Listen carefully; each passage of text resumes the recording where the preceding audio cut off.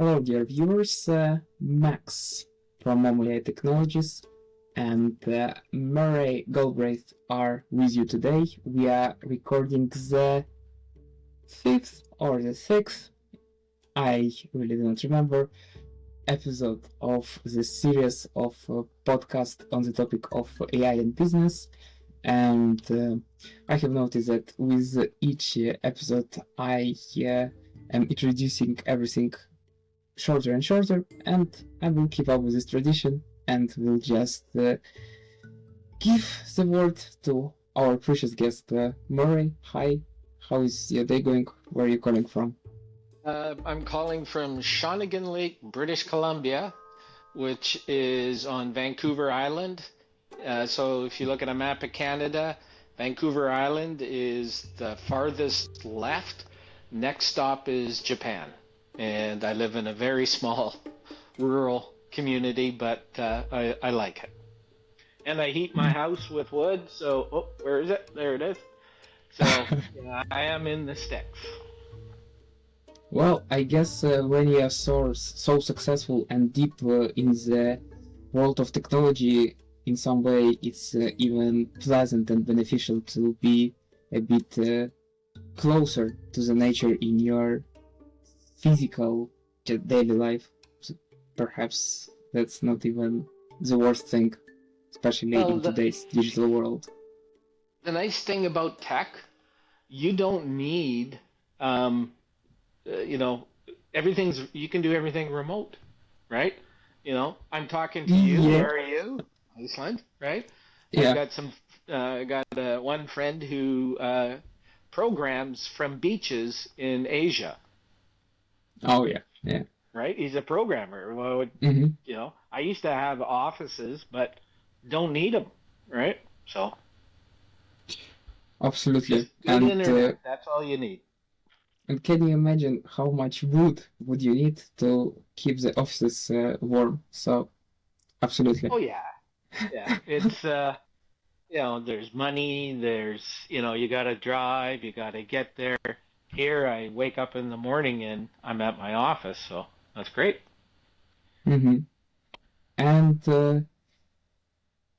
the first question is actually a bit out of the script, but I think the viewers would be interested. Sure. Are you working standing? So don't you sit in front of the laptop or computer? Yeah, that's a funny question because yes, I do sit in front of the computer, but my watch told me I have to stand up. So you don't want to sit too long in front of a computer. It's not good for you, to be quite honest. And if I was on a phone call right now, or even a virtual meeting, but without video, right? I would still be standing up, walking around, and I, be giving it one of these, and I love the walk and talk. That's what I miss about having an office, right? So rather than sitting in the office talking to employees or people, I'd say, hey, let's go for a walk and talk, and you go walk around the block and stuff like that. So that's just me. Mm-hmm. Interesting. Well, so if you guys don't mind, I'll stand. Yeah. I mean, in some way, you can actually, the person who is watching this video, you should leave the comment stating how you position yourself in front of your workspace. Are you standing, sitting, or perhaps we will discover some new positions. Who knows? And one more thing is, I apologize if you're watching this. You might get a little seasick, because I end up doing this quite a bit, so just be patient with me. So, all right, yeah, and okay, so just straight to the question about your main project, Unique AI. Is it correct way to pronounce, because it's spelled a bit? Excellent. Yeah. All right. So, what did inspire you to dive into AI personalization and launch Unique AI in becoming CEO of this company over 10 years ago now. Yeah. I got involved with this. I It's the roots of my original venture into the internet. I come from the video game industry, and back in 1996, I started one of the first video game review sites called The Game Boys, and grew it to be a market leader, right? And in '99, I took it public and had a good exit. And during that time, I understand the market pains extremely well. What most media or e-commerce sites are feeling nowadays. In fact, we created one of the first large e-commerce buying malls on the internet, and we were a very popular media company. I was doing social media before social media was a thing, and what the conversion rates, all the metrics that set media and e-commerce sites apart are the same now as they were way back then. Even with all the new tech, the new programs out there, the reality is revenues and conversion rates and things like that were actually better in the early days, and in some ways have reduced. And I understand and I understood that it really came down to a simple equation: getting the right message to an individual at the right time, right?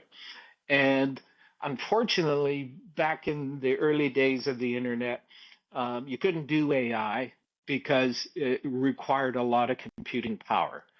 And it wasn't until Amazon came out with the cloud that you could start using these virtual servers to start spreading the tech around, that you could start getting into more complex machine learning and different programming techniques. So you could really focus in on individuals and target them based on behaviors.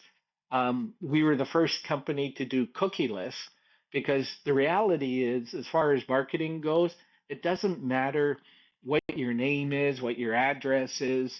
Essentially, what it comes down to is, do you like Coke or Pepsi? And then delivering to people whether they like Coke or Pepsi. That's where the real power of AI comes in. And we're really good, Unique AI is really good at analyzing millions of data points, millions of what other users have done, and then inferring to a very high degree what that person's next steps are, and then delivering content. And content could be many things. It could be a product, it could be a news story, it's just data in a database. It could be a video or whatever have you. But as long as you can deliver that to an individual, right, in real time, very quickly, they're going to have a better user experience. You're going to get higher engagement levels.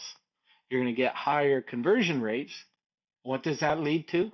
Higher revenues, period, right? And anyone who sort of doubts, saying, oh, you're just a dinosaur and things like that, the reality is, go look at your stats, right? I can look at any website stats, and you'll see that conversion rates typically vary between 2 to 3%, and that really hasn't changed since the beginning days of the internet, right?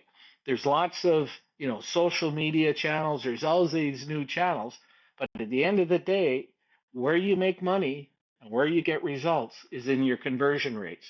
And the best way to get conversion rates up is to target individuals in real time. We're really good at that, and we can turn a 2% conversion rate into a 4%. So if you're making 10 off a 2, what does that mean if we turn it into 4? So that's sort of a Reader's Digest of how we got from there to here. Mm-hmm. So you essentially you noticed that I can't call it market gap, but rather unawareness. Gap. Yeah, like unawareness of businesses of that, they are able to essentially increase their revenues, which is almost always the main goal, by not increasing the amount and magnitude of reach. So as you mentioned, there are a lot of different social media channels and other ways to market the products, but to rather specialize on the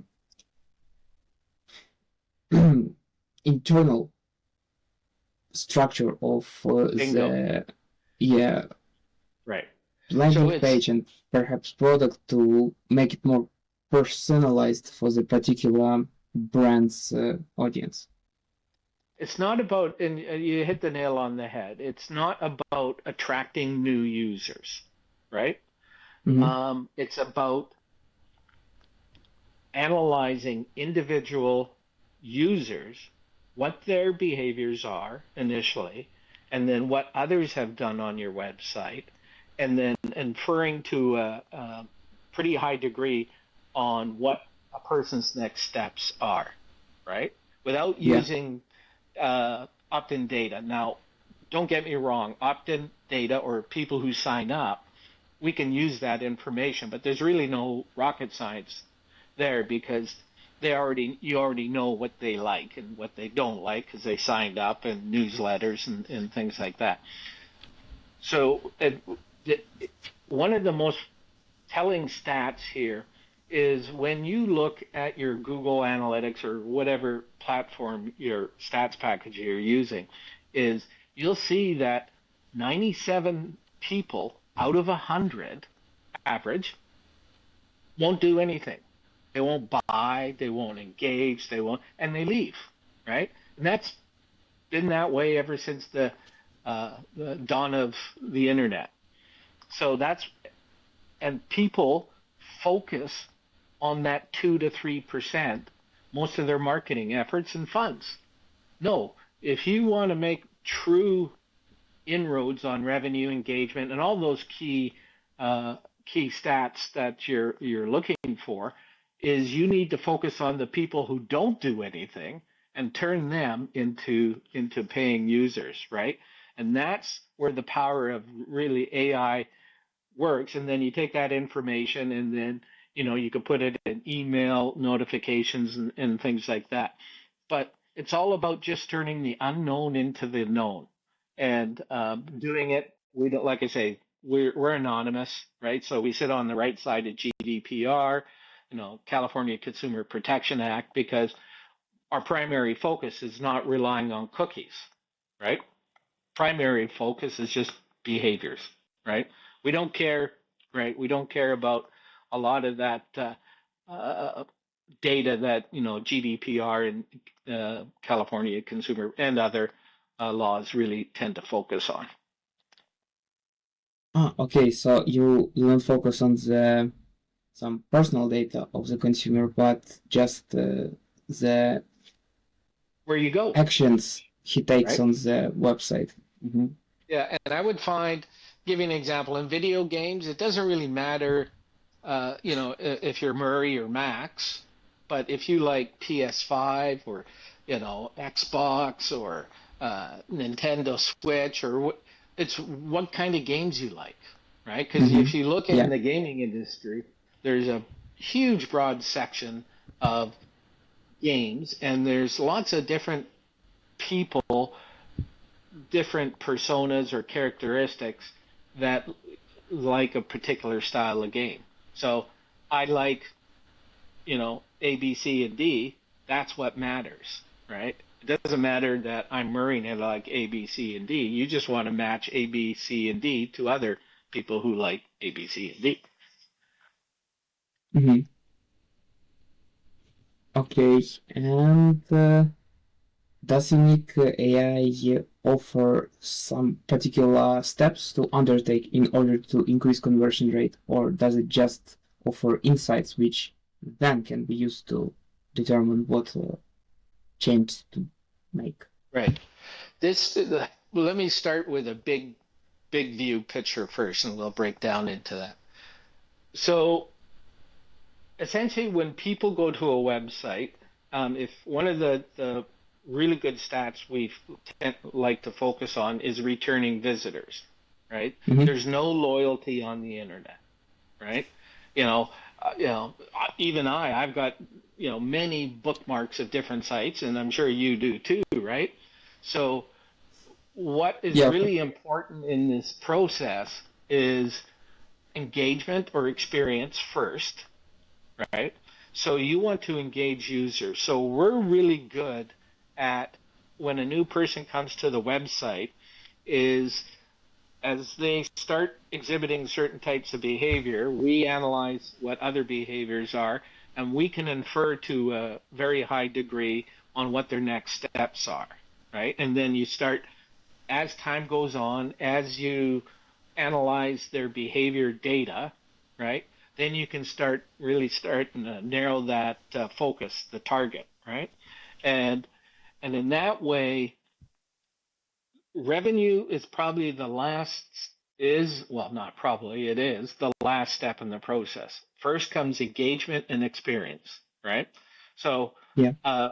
what you need to do is offer that first time user the best experience they can have, right? Yeah. Absolutely. Right, and then you're going to come back, you're going to get a bookmark, right? And you boom, and then they'll come back. So usually within about 3 or 4 steps we're pretty good at getting a good idea. We start depositing different stories that we think you're going to like, or different products that we think you're going to like, and based on what others have done. And then from there, you start narrowing it down.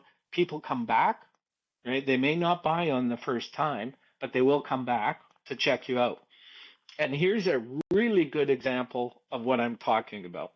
So imitation is the highest form of flattery, right?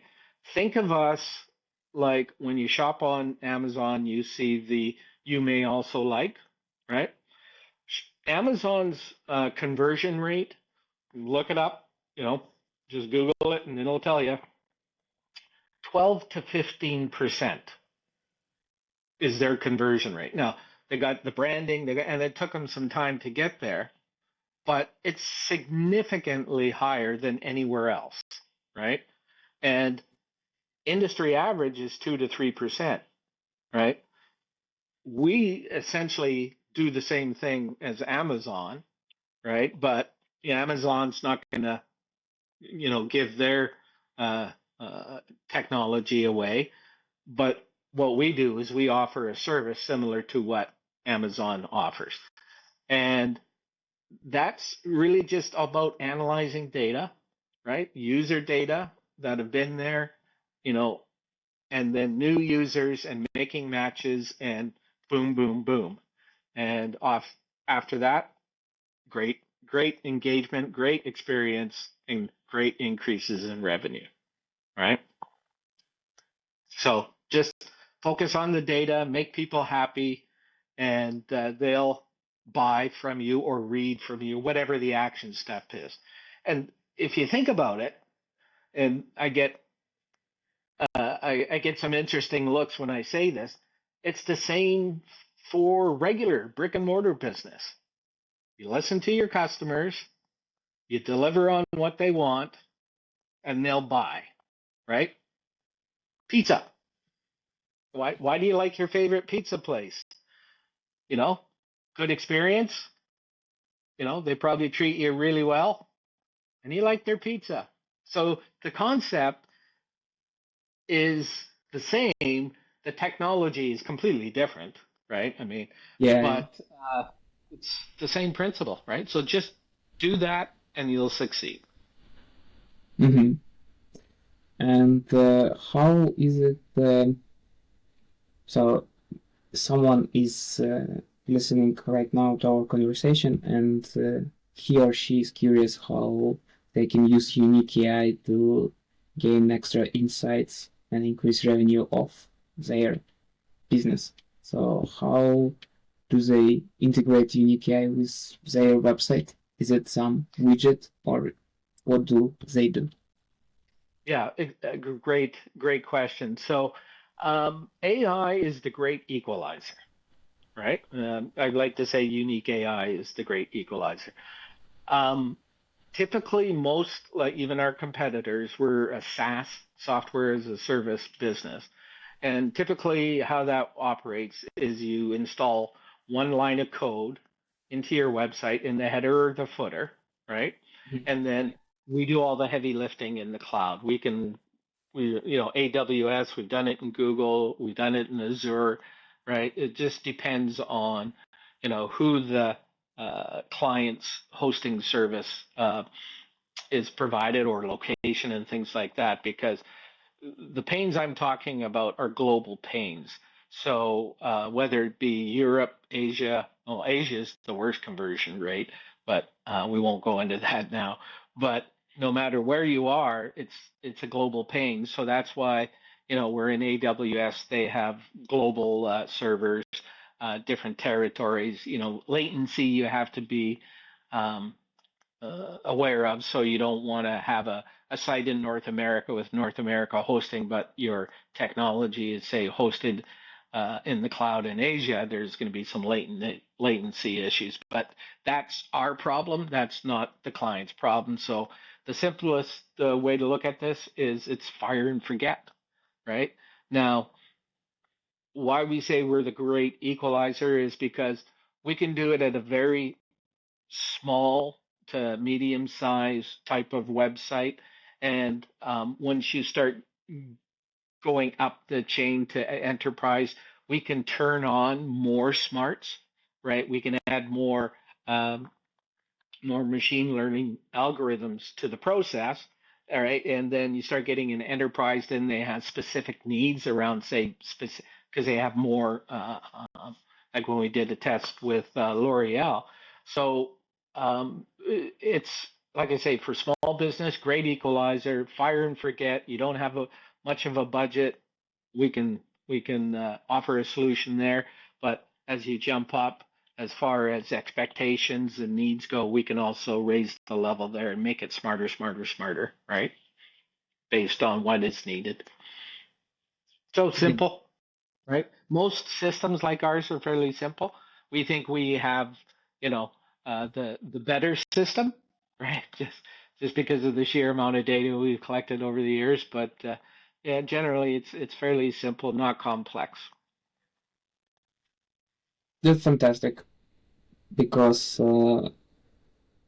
it's always good when useful things are also simple in addition. But it's also important because quite a lot of business owners are not tech savvy and they don't want, neither they have to be. So when it is possible to use the service like Unique AI in this, as you said, fire and forget manner, it's super valuable and increases the potential amount of users again because of the how low is threshold to start using this technology. Yeah. All right, and having worked in Unique AI for already over a decade, the situation with AI has been absolutely different over there when you started as a CEO in 2013, if I'm correct. So right now, with all those fantastic advancements in AI and particularly its ability to understand instructions more, generate higher quality and more complicated pictures, interact with internet search. Do you see what are going to be the next steps for introducing and developing new features in Unique AI? So perhaps something what could be created in the duration of the next 6 months to 1 year timeline. Well, it's an interesting point. I love it, right? I use AI extensively in my business. Like it's a great equalizer. If you're a small business owner Yeah. and you need, ChatGPT is great, right? Because you can utilize it to help you develop a strategy around certain areas, whether it be marketing or partnerships and things like that, maybe even document creation and things. But yeah, it still needs human input, right? It needs, because AI will get you to a certain point, but you still have to edit it, right? You still, it doesn't know 100% on what you're thinking or who your client is and things. It can get you in there in the ballpark, but you still have to utilize yourself. And this, is part of the pushback from, say, some departments like marketing or tech. But typically, if you have the right strategy and the right mindset around this, it's a huge bonus to marketing, right? So it can bring you data that you never thought you had, and then from that you can create content or identify products or identify audio, video, whatever have you, and it makes your team work more efficiently, right? Same on the technical side. There's a lot of, if you go in with the right vision and attitude, you can utilize it extremely well, right? Just remember, it's not here to replace, it's here to enhance. And if you go in with that mindset, it'll be a big benefit to the company.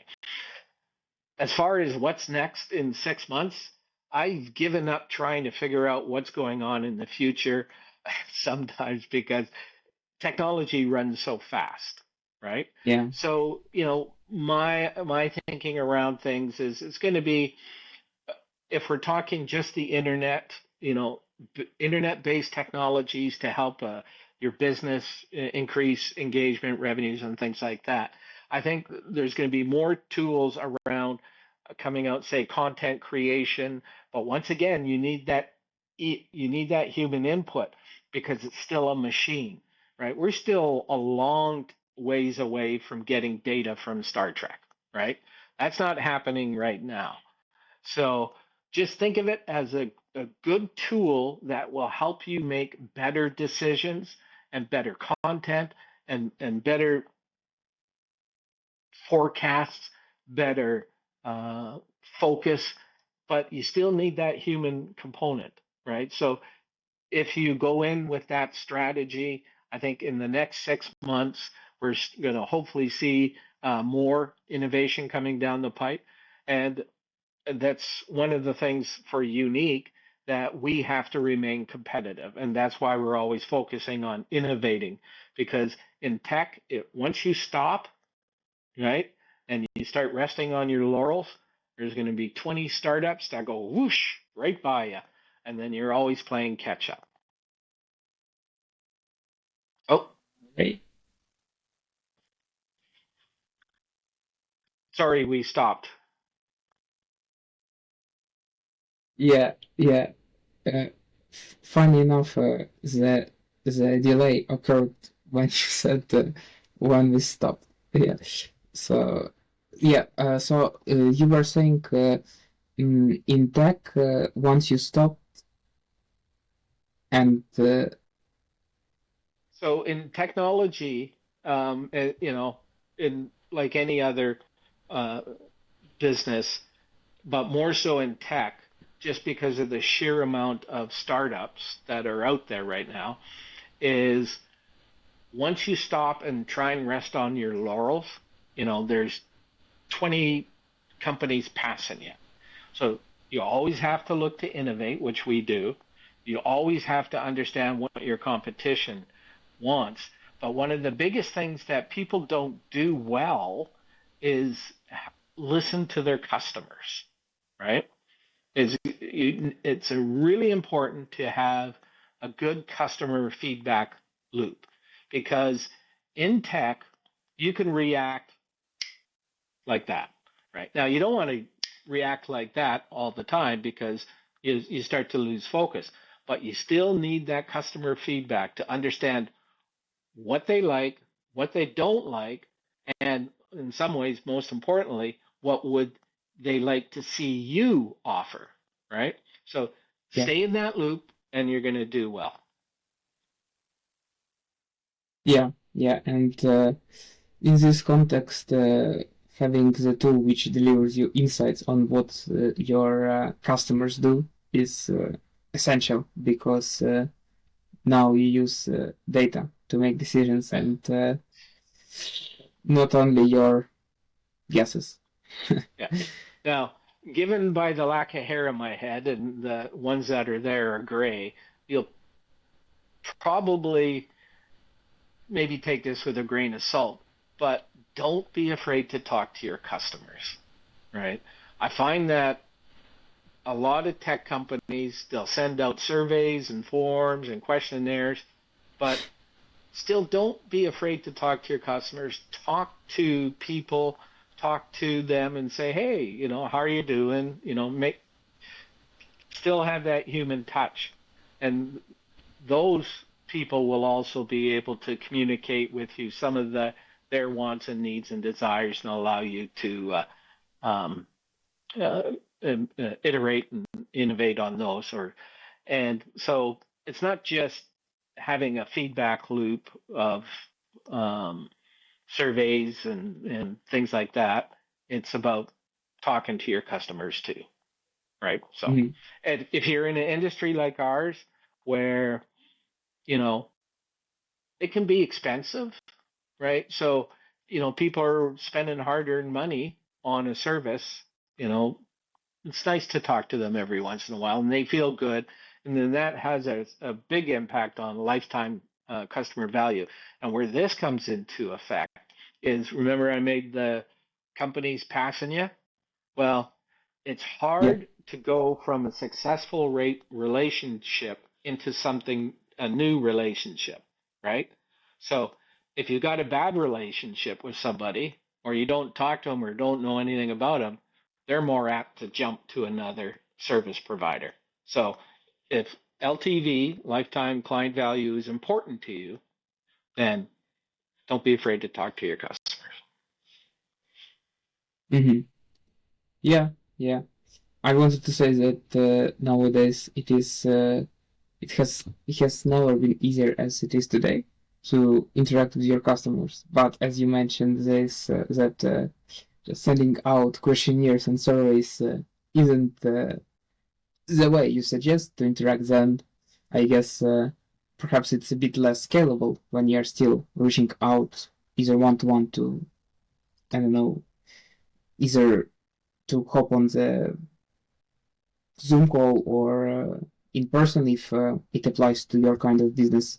But I guess you will be able to still hear something more honest than Right. you would get from those questionnaires, which almost no one fills out, to be Well, you, honest. you hit the nail on the head. It's your business model, right?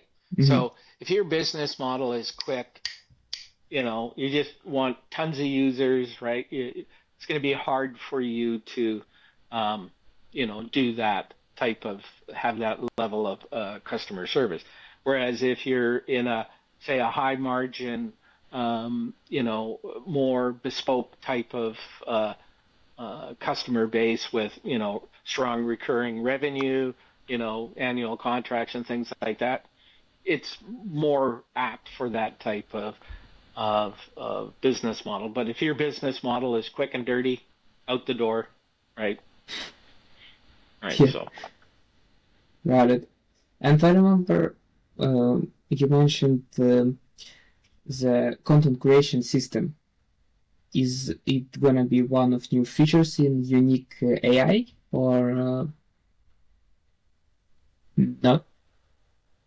um uh yes, right, at some point. We still have to investigate further, and because basically what ends up happening is you take a customer profile, let's say a long-term customer, and they like all sorts of things. Are you familiar with the long tail, marketing Yeah, long tail? long tail Right? phenomenon. Yeah, Yeah. So yeah, it's 20% of your customers do 80% of your business, right? yeah, yeah. And if you look at the long tail, that's where the high high revenue, high conversion rates, high margins lie. And you want to pull, but that's where um, it's always the top sellers that sell, but most of the stuff in the long tail doesn't sell. So that's why it's very important that when people have um, you know interest in that long tail, you need to understand their behaviors, what else they like, and then be able to create some content around that individual, right? Saying, not Murray, or, hey, I see, like for me, I used to play rugby up till a few years ago, even at my age. And you know, I like rugby jerseys and rugby cleats and things like that. And with AI, you can understand that that sits way out here in the long tail, and you can create a small little story around it. Why, hey, Team Canada, well, get a jersey, get a pair of cleats. Hey, they're touring in Wales. Maybe you might want a Welsh jersey with it.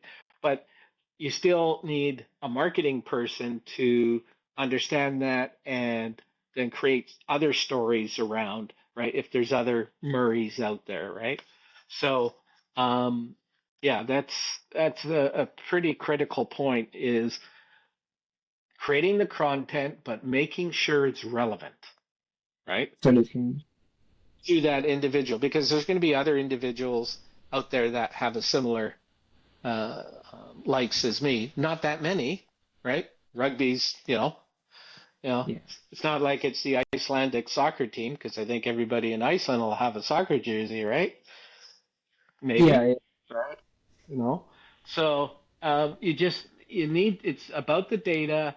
It's about tailoring it, and then using that um, content is to tailor to other individuals as well too, and just making sure that it's relevant, right?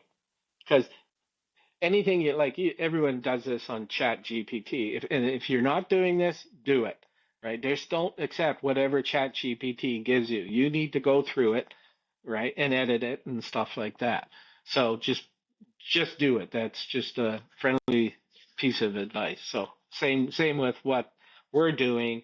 We have to make sure that it's relevant to those individuals. So it's coming, but you want to make sure you get the process right, right? You don't want a bunch of stuff that people look at and it just looks like spam, right? Yeah, I yeah, hate yeah, spam. absolutely. Everybody here hates spam, right? Surprisingly, sometimes I do find some gems in my spam folder, but that's extremely rare, so Yeah, it's not something to rely on. Yeah. All right. And it sounds super interesting because there are a lot of platforms which already offer social media management tools, and there are some platforms which already offers tools for marketing content creation. So the content which is specifically tailored to some brand's identity and takes into account the target persona. So yeah, and also so basically it's not just some random post, but something with intention and the idea to capture the ideal customer.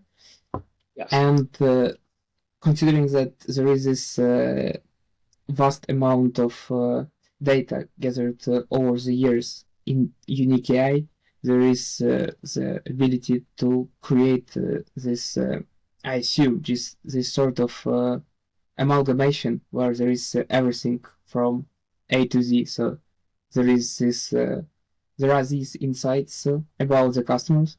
There is this goal of the business and the information about its product, the problem it is solving, and then considering that the tools already allow to do this, there is the way to connect social media accounts of that business for automated posting, and also there is the mechanism which creates the content which is not spammy, first of all, and secondly, I wouldn't put it in the order. It's both equally important. So it creates the content which is pleasant to read and also completes the goal of capturing the audience which might be interested in the product or service provided. Okay, that sounds good. But having my experience in development, I'd say that it will take quite a while to implement all these things if you decide to, of course, because even though it is possible to, from the purely coding perspective, it's quite straightforward on how to do this. But whenever you deploy the thing into the market, you immediately start seeing that those issues and some imperfections arise when client interact with the product, just like mushrooms after the rain. And Yes. I I think the logical question for everyone who is perhaps thinking of launching his own product, creating it or launching it to the market with your extensive experience, what would you recommend? Launch it when it is even a bit raw, when you think it is still raw, or rather just keep it quote unquote in the garage, trying to polishing it to some certain state which you think is good enough. Yeah, that's a good way to put it. Well, I think it's your typical tech process, right? You build an MVP, right? Mm-hmm. Get some family money together. You go build an MVP. You find some beta customers, right? And you test out on them, and you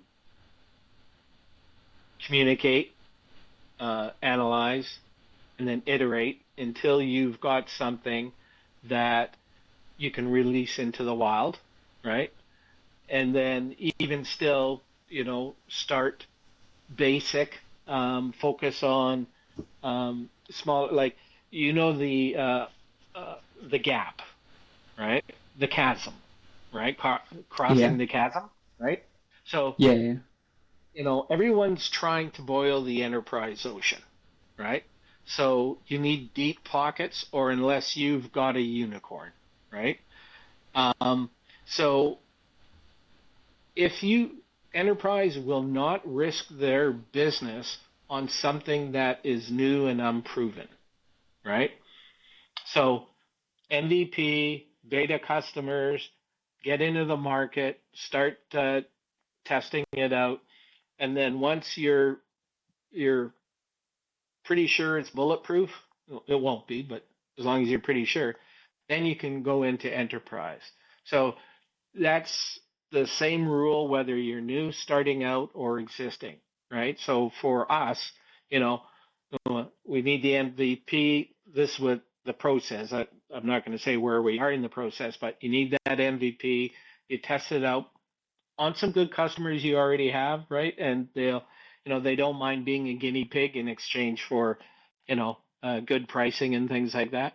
Start generating the data, testimonials and case studies, and then open it up to the big market if it is an enterprise solution, right? So that's kind of the typical process you need to take. That's what we take first because you want to be fairly pragmatic in that type of approach because word travels extremely fast on the internet, right? So if you come out with something new and it fails, you could blow everything up, right? So people might, oh no, you don't, no, those guys don't have good stuff. We'll go over here, right? So just take a little bit of a slower pace in the early stages, just to make sure it's bulletproof. Because you may think it's bulletproof, but I guarantee you, you're gonna go out there. It's gonna be very well, and then all of a sudden, you know what it's like as a programmer, right? All of a sudden, someone goes, "Wait, what about this? Oh, we didn't put that in. Quick, let's fix it." Right? It happens all the time, right? So Mhm. if that's the approach we're taking, we want to make sure we get it right. And it's not just getting it right, but it's getting it right for our customers, right? Yeah, yeah, And that's one of the biggest challenges with some technical, and this was a big problem in the video game industry. Focus groups, right?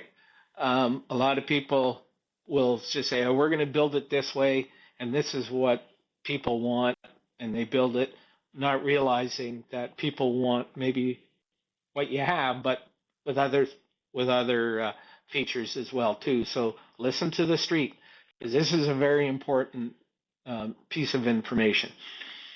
Sales don't happen in the boardroom, right? Sales happen at the street level. Strategy happens in the boardroom. So if you're not meeting, listening to the street, a lot of times strategy and sales won't won't do well. Well, especially the sales part. But if you listen to the street and you've got good strategy and your strategy meets what the street is looking for, you'll know that because you're generating good revenue. Just remember, street equals sales.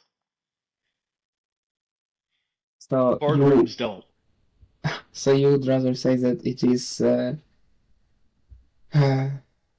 it's rather the way not from some global decision to the particular transaction, but you rather notice the issue at some small step, and then you can develop the solution, usually in form of the product or software, which solves that seemingly little problem on scale, and then it has better chance of performing well and bringing revenue rather than having some idea discussed and strategized about in the boardroom and then pushing it to the operations and production.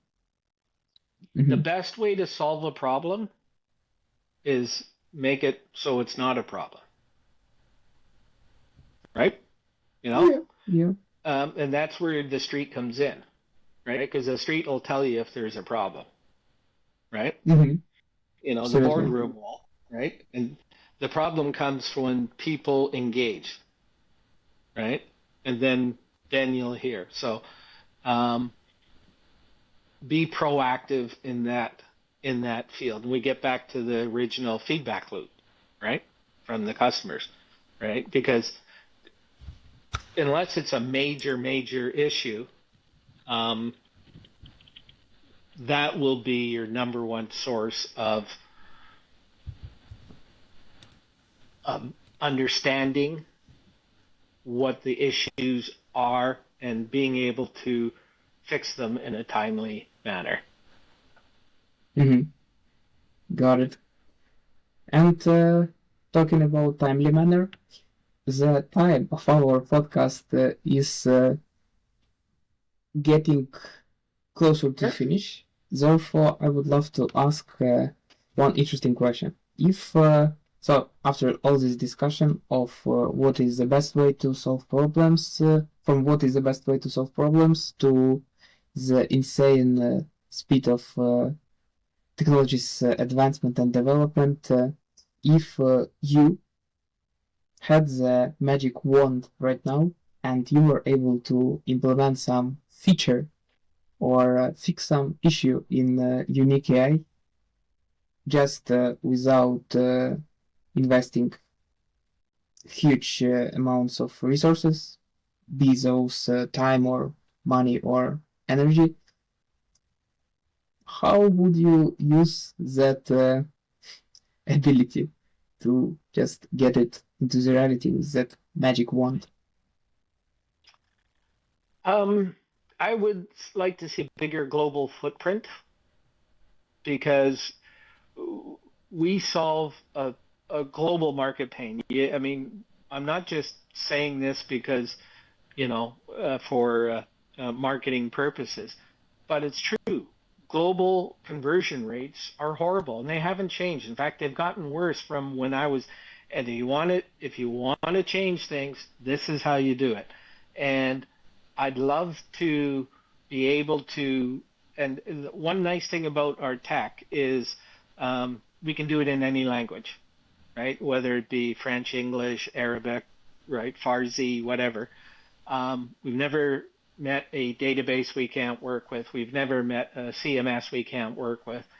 And I'd like to bring this solution to the global market, right? So Asia, South America, Latin America, Europe, right? All the different parts of the world, and basically help all those Yeah, countries yeah. or all those businesses to increase revenues. I'd like to see everybody go from 3% to at least 10%, right? That would be nice, right?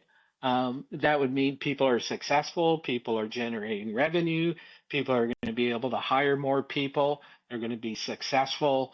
It will help them lead better lives and will help their employees to lead better lives. So that's what I would do. If I could wave a magic wand, and I'm not, I don't want to be one of those internet billionaires that all of a sudden turns into a giant, you know, uh, butthead, right? Which there's a lot of them out there. I just want people to be successful in what they do. I want to see happy customers. I want to see happy businesses. To me, that's the most important thing, right? And it exceeds everything else. So if I had a magic wand, that's what I would do. Well, what you have described for me sounds like a win-win situation because it will so the expansion of unique AI's client base would both bring value to unique AI, obviously, but it will also, as you mentioned, it would start this domino of positive effect, more conversions for businesses, more money for businesses so they can allocate it for bonuses and higher rates for their employees, improvement of the product, happier employees, they provide better service, better product, more people buy it, and that's just a virtuous loop which businesses can get when they listen to their clients more and obtain more useful insights about them. For example, with unique AI. And yeah, I I just would ask whether you have anything to add at the end of this Yes. podcast. So business seems to get a bad rep, and it's not business that is creating that bad rep. It's people who run businesses that get that bad rep. So one aspect that I'm very big on is social responsibility.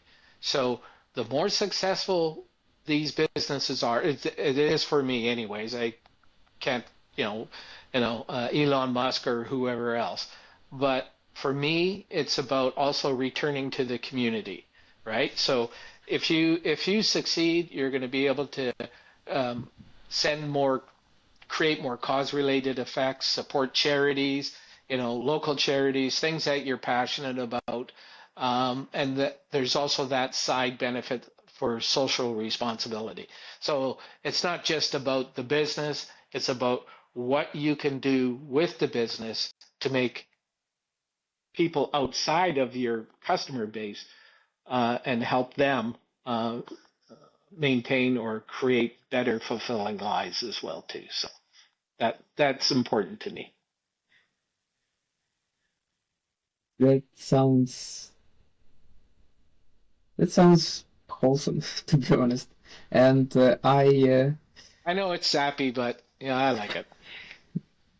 that's that's the best way, I think, to finish this podcast on this very major note. And yeah, I just wanted to mention that all relevant links to Murray's social media, to website and social media of Unique AI are in the description of this video.